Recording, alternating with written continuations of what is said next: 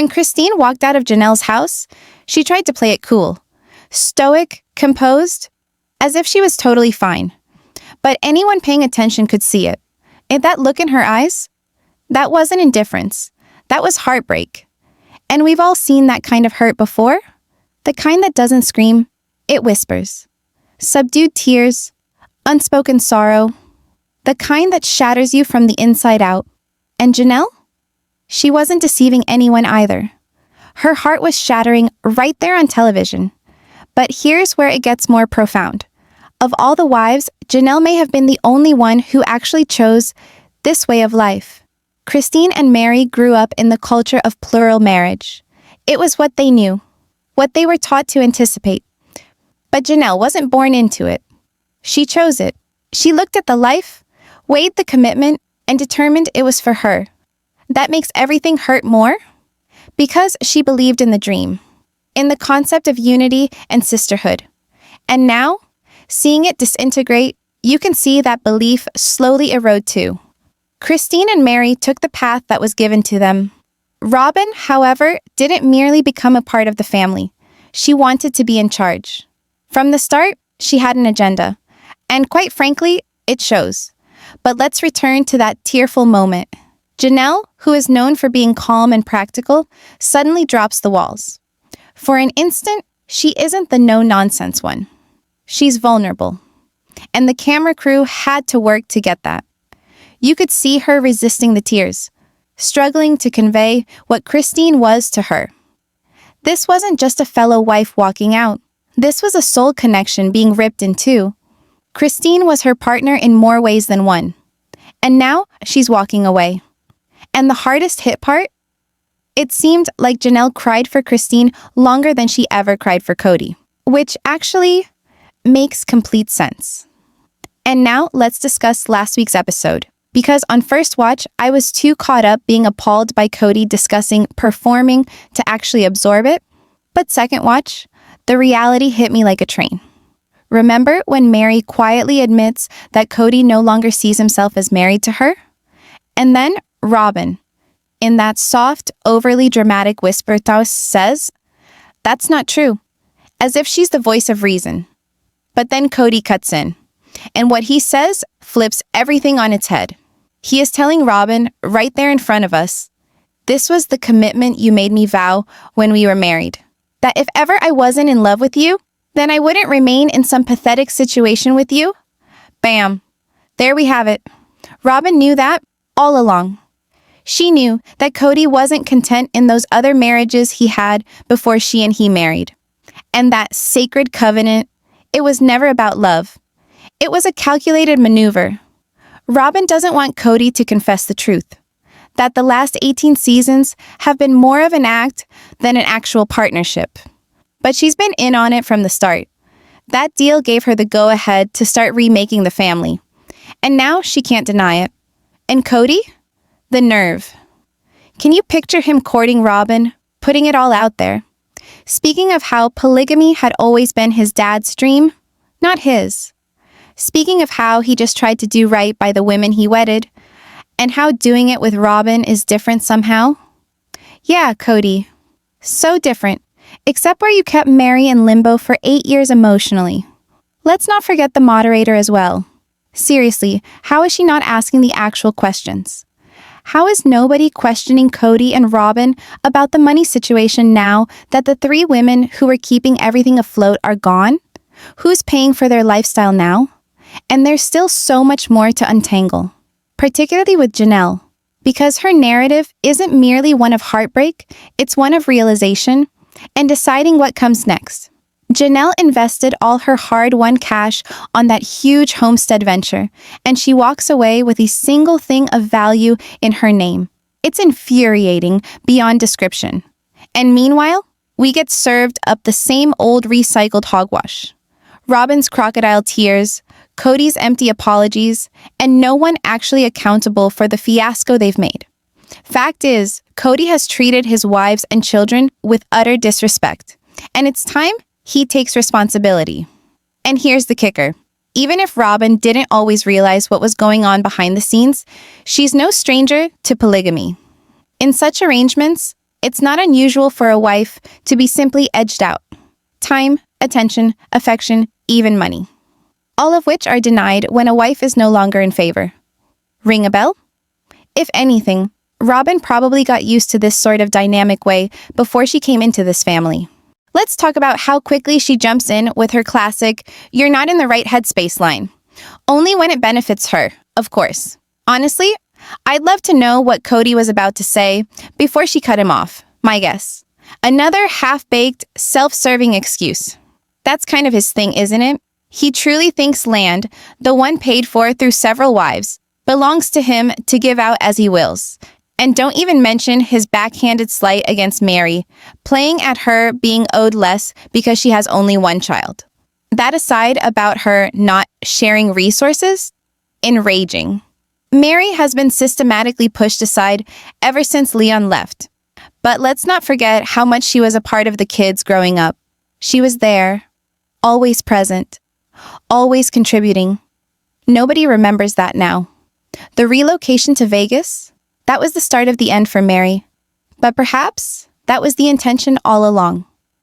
What's even more heartbreaking is how Robyn has conveniently claimed land and luxury for her kids, using the down payment from her massive house plus 4 acres to secure their future. Meanwhile, Meri's plot is just for Leon, someone not even actively involved in the family anymore. She gave up her Vegas equity to help Robyn get that fancy home and was left with nothing. No assets, no fallback. Janelle? Same thing. She's got 4 acres to divide between 6 kids after losing her equity from Vegas as well. It's more than unfair. And it makes you wonder, what was Cody actually going to say at that point? Another big scheme to make the land into a moneymaker? A new means of shoving Christine's kids further out of the picture? Maybe, just maybe, the tell-all will finally expose what's really going on. Maybe Suki will ask the questions we've all been screaming at our screens. Fingers crossed. But let's just say it. Cody and Robyn are not victims here. They've manipulated the situation, taken advantage of the people around them, and left a trail of hurt behind. Greedy, grifting, and totally unapologetic. It's not even discreet anymore. Cody made it clear his allegiance is to Robyn and her children. All he says and does spells one thing, leaving them all the inheritance and shutting everyone else out. And in some way, we're still supposed to think that this was ever about family. And we can't even ignore the way Meri was treated throughout this. She was the one continuously stepping up, showing up, and pulling her weight, with Cody brushing her off like an extra. He says she doesn't share resources, but come on, she was the resource. Economically, emotionally, and parent-wise, she was there when it mattered. What makes it even more hurtful is the knowledge of what she went through along the way. Infertility, miscarriages, seeing her sister wives build their families while she remained stuck, silently mourning. That type of emotional anguish cuts deep. And then to be informed, in veiled and not so veiled terms, that she's somehow less because she has only one child? That's family values masquerading as cruelty. Meri was owed better. She's given her all, and for it, she's been sidelined, silenced, and forgotten. And it's time we stop acting like this is merely family drama. This is a pattern, a poisonous one. And the individuals who have been most harmed are owed to be seen and heard. Greed, it's gross. But really, is anybody shocked? This is beginning to look like the typical script among polygamous groups. Imagine it. The wives are shunted to the sidelines once the children are raised, and the husband simply glides into part-time retirement with his favorite, while the others fade slowly into obscurity. Not officially rejected, of course. That would be too blatant. But the emotional rejection? Oh, it's authentic. Some of the wives are able to maintain civility. Others are not. Either way, the emotional cracks are deep. It is almost spooky to contemplate how few of these plural marriages actually survive when the children are raised and the smoke has faded. Want to place a bet as to how many actually survive? Not many, if any. And then there's Christine's mom, who didn't merely walk away, she fled, on tape, revealing that she risked eternal damnation just to escape the clutches of polygamy. Now that's a dramatic departure. But she's not the only one. Cody's own mom once confessed she made Janelle's mom's life a living hell out of jealousy. And Janelle's mom? She answered bluntly, "It was hell. If misery loves company, this family's been a full house for years." And then we're told about Bonnie, Meri's mother, and suddenly the whole thing is clear. She was the final sister wife left standing. It's no surprise Meri clung to the system so strongly. Her mother was her anchor, her sole connection to the old ways. It wasn't until Bonnie's death that Meri even thought about leaving. It's obvious now, she wasn't holding on for Cody. She was clinging to her faith, to her family, to her roots. And once Bonnie was gone, so too was that final shred of her belief. This system, at its root, isn't one of love. It isn't one of passion or feeling. It's about multiplication, stacking up the numbers and continuing a system that encourages obedience and punishes uniqueness. Favorites always exist, and the women who age out, they're quietly discarded, like bad milk in the refrigerator. Cody even validated it when Christine accused him of not being intimate with her. His response? Plenty of marriages are like that. Translation? I've done this before, and I'll do it again. So big kudos to Christine for making it out. She read the writing on the wall and decided to rewrite her narrative. Janelle, however, appeared to have accepted her destiny until Cody turned against her kids. That was the line. And in her opinion, that betrayal cut deeper than anything he ever did to her. And then there's Coyote Pass, Cody's so-called family project, his grand scheme to reserve a plot for the family. But the trouble is, most of his kids couldn't care less. So who is this family he's saving for, anyway? Spoiler alert, it's Robyn's children. Always has been. The financial fraud is appalling. They've stashed cash in art, jewelry, and even signed both Robyn and Cody's names on the land that was allegedly Christine's. It's not only questionable, it's intentional. It's theft masquerading as nostalgia. If Meri and Janelle ever uncover records of what they actually have contributed, they'll have more than sufficient to sue. But come on, Cody's name was always going to be on the papers. That piece of land was never going to be cut in half. It was just another part of the puzzle, another means of taking control and excluding the women who constructed the very ground he's standing on.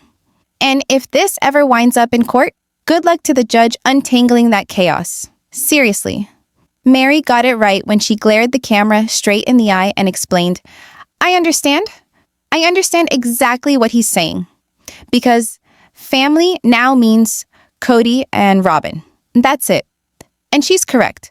Cody actually feels that he should be able to retain everything from all his marriages for no other reason than that he's the man.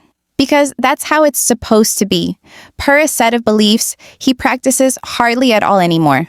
The tragedy in this case? Christine, Meri, and Janelle. They're so emotionally drained, so utterly done with the gaslighting and the manipulation. They may well just get up and walk away and leave it all behind. No court fight, no justice. Just finished. And ultimately, that is the true tragedy. Cody and Robyn win. Not because they're better, but because the others are too exhausted to battle. When Christine left Janelle's house, Janelle attempted to hold it together, pretending everything was okay. But we weren't fooled. You could see the heartbreak in her eyes. She didn't have to cry. The pain was etched on her face. Janelle isn't the emotional type, but at that moment, you could see how much it hurt her. Janelle may have been the only person who genuinely believed in the plural marriage way of life. Unlike Meri and Christine, who were born into it and simply did what came naturally, Janelle chose it for herself. She wasn't pushed into it. She saw that life and said, yes, I want this. That makes the betrayal cut even deeper. And then there's Robyn. She didn't marry into the family to be one of the wives. She married in wanting to be in charge. From the first day, she made herself different. While the other wives attempted to keep things fair, Robyn made herself the favorite. And Cody, he just went along with it, no questions asked. Janelle is normally hard. She doesn't get emotional. But when Christine walked away, that hard shell cracked a little, and you saw how it devastated her. She didn't cry like that for Cody. She cried because she was losing the only person who really got her. That sort of connection doesn't come along very often. Let's discuss last week's episode. During my initial watch, I was distracted by Cody babbling about performing rather than faking. But the second time through, the reality was blunt.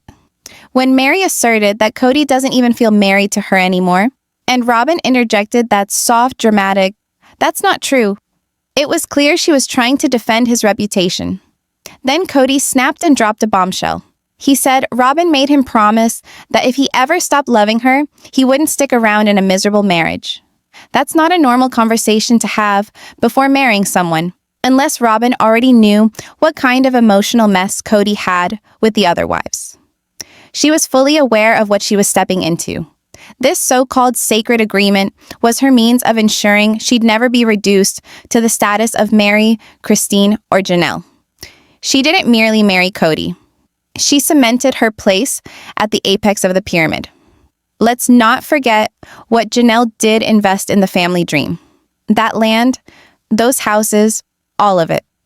She poured her money into it, and now there's nothing in her name. Robyn's living in $1 million house, and Janelle's got nothing. That's not betrayal. That's financial manipulation. And what did Meri get? She surrendered her legal status as Cody's wife to allow Robyn to marry him. She surrendered her equity from the Vegas house to assist Robyn in purchasing her dream home. And what did she receive in return? Disrespect and exclusion alone. Cody even told her that she didn't share resources when she was one of the largest contributors. It's so obvious now. The longer this family has been around, the more it's apparent that Cody never viewed all the wives the same. Robyn wasn't another wife. She was the one he loved. The others? They were part of his religious duty. Robyn was his escape. Christine caught sight of it and departed, to her good. Janelle apparently has taken it in stride, but you can see what absolutely broke her up was the way Cody treated her children. He didn't just reject her, he rejected the kids she raised with love and sacrifice. And then there is Coyote Pass. Cody is still discussing the possibility of the family having a home built on it, but what family? The majority of his kids won't even talk to him anymore. The only family he cares about is the one he has with Robyn. That property? That's not for all the kids. It's only for her kids. They've even put their names on Christine's tract. How is that acceptable? These aren't family disputes. This is a grab for power. They want to maintain the land, the money, and the legacy for themselves. It's even more sickening when you think about how many of these polygamous marriages end this way. When the wives get older and the children leave, the husband settles in with his favorite and leaves the rest behind. Some of the wives try to remain on good terms. Others leave. But the outcome is always the same: loneliness, bitterness, and loss. Christine's mom once said she risked eternal damnation just to escape polygamy. Janelle's mom was treated terribly by Cody's mom out of jealousy. And Meri's mom, Bonnie, was the last one still holding on. After she passed, Meri finally felt free to leave. That says everything. Here, love isn't the starting point. Control is. The older wives are eventually edged out. Their efforts are forgotten. They have nothing while the favorite wife gets to live in luxury and take everything. Cody used to explain to Christine that most marriages lose the intimacy eventually. Like it was no big deal. That's how much this emotional neglect has been normalized in his reality. But Christine didn't take it lying down. She left. And now Janelle and Meri are gradually catching on that they deserve better as well. And lastly, when Meri uttered, "I understand exactly what he's saying," because family now means Cody and Robyn, she could not have been truer. That's all Cody is concerned about these days. In his head, he's the guy. Therefore, all of it, the land, the cash, the heritage, is his. And the others? They're just supposed to quietly walk away. No struggle, no stake, no righteousness. Robyn provides Cody with all he requires to remain happy. Attention, obedience, loyalty. But come on, if something happens, the money runs out, she tires, whatever. Don't be surprised when Cody suddenly professes he never really loved her either. He's done it before, and the model is obvious. And that comment to Christine about the kids being the easy part? Please. What does he know about it? Of course it was easy for him. He didn't do any of the work. He wasn't over there changing diapers, running school errands, dealing with tantrums. That was left up to the moms. Cody's been coasting while someone else did all the hard work. And now he's expecting credit for effort he never exerted. His entire dramatic character is just trashy and poisonous. Always complaining, always blaming. The man behaves as if he's burdened with the world when he can't even carry his own portion. And then there's all that mystery surrounding the sister wife. Was she just another on-the-spot choice? Another piece of merchandise Cody believed would mend everything? Most likely. Just like Coyote Pass. Can we discuss that train wreck for a moment? That land purchase was confusing from the beginning. It was never large enough to construct all the houses they said they needed. Janelle couldn't even get water installed when she attempted to camp there in a trailer. So what was the idea? Nobody's ever broken ground. Nobody's ever constructed anything. What was the purpose? These are the types of questions that never get posed in the tell-alls. Where's the sense? What was really the strategy? Or even if there was one. Spoiler alert, there wasn't. Just another cash hole. And by now, I bet no one is surprised. Call me crazy, but it feels like Cody only bought that land so he'd have something to film. Because, let's be honest, what else is he doing all day? Driving around aimlessly? Sitting at home? Places they conveniently avoid showing on camera? Seems suspicious. I wouldn't be surprised if Cody cut a deal with somebody to get a discount on land no one else would want. No evidence, but it fits. He just had to appear like he was doing something, anything. To appear like he was getting things done for the wives. Or at least for the cameras. Wouldn't be the first time TLC pitched in either. And then there's Robyn, throwing Christine's name around like she's being dramatic. Classic. Is anyone really buying it anymore? Because Christine is just stating what literally everyone else is thinking. And Robyn knows it. But Robyn is not one to let sense stand in her way. She's too busy being the loyal diesel model donkey wife. Her words, not mine.